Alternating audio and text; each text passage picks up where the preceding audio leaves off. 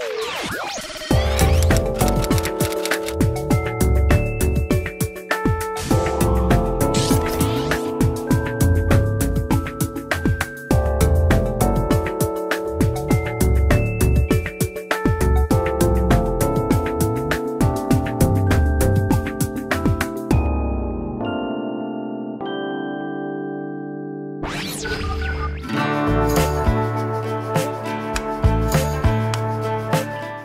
I started out with this band called Diesel.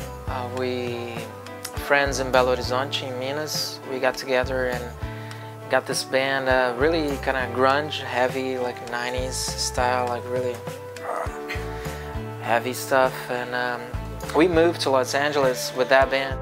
Then we booked some shows and started playing. The band was really powerful, had a great show, and started to get the attention of a lot of different labels. And then eventually got signed.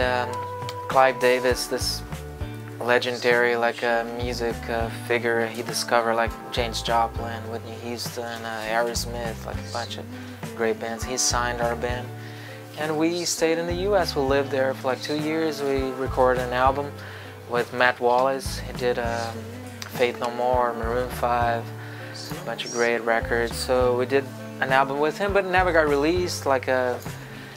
The label changed, everything changed, and then eventually the record got shelved. They never released that. But we found a way to meet this great engineer, producer called Tom Russo. He also has like this amazing record of great recordings. He did Audio Slave, Johnny Cash, Michael Jackson. And we did an album called Liberty Square. The band changed the name. So we changed to Eudora. So we released that record independently in the US and in Brazil.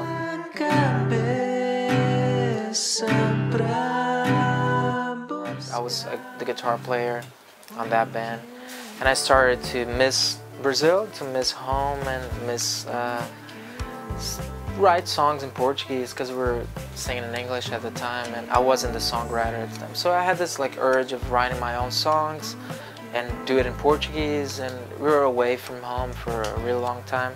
So we thought, let's go back home, and I'm gonna put together this new band. And me and one of the guys in the band, Thiago, we started our band called Transmissor.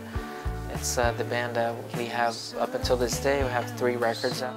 It was really cool. We got a really big following in Brazil. We played really good shows.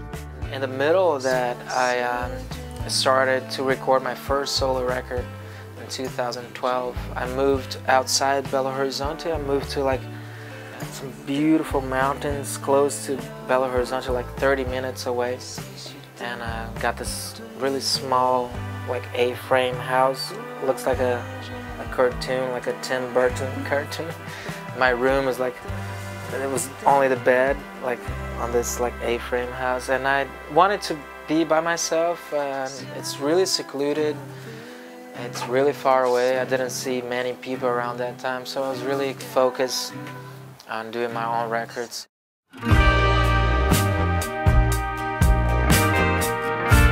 I love to play with people too, but I don't know, I think for my solo stuff, it kind of in my head works that way, because sometimes I use the studio as a tool, as a songwriting tool, because maybe I have a song that's not finished, but I know I'm gonna finish that one, so I start doing it. I start recording, and later on I add the vocals for the chorus, and later on I add some guitar parts. So it's like a puzzle that in my brain works better, and I think it worked really good for the first and second album. And probably on the third one, I'm gonna try to do the drums too, so I'll do everything. But it's not a thing that I want to do everything. It's just, it's easier for me that way, and I take my time and I do my own way.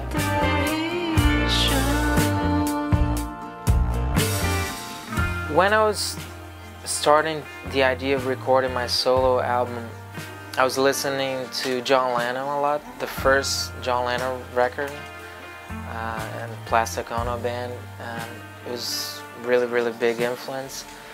Elliott Smith was another one. It was really good because he showed me that I could sing like really softly and that'll be cool. I didn't want to like scream. It wasn't part of my personality. This producer that lives in Los Angeles called John Bryan, he was also a really big influence to my solo music. And it was the first time that I saw somebody like playing all the instruments.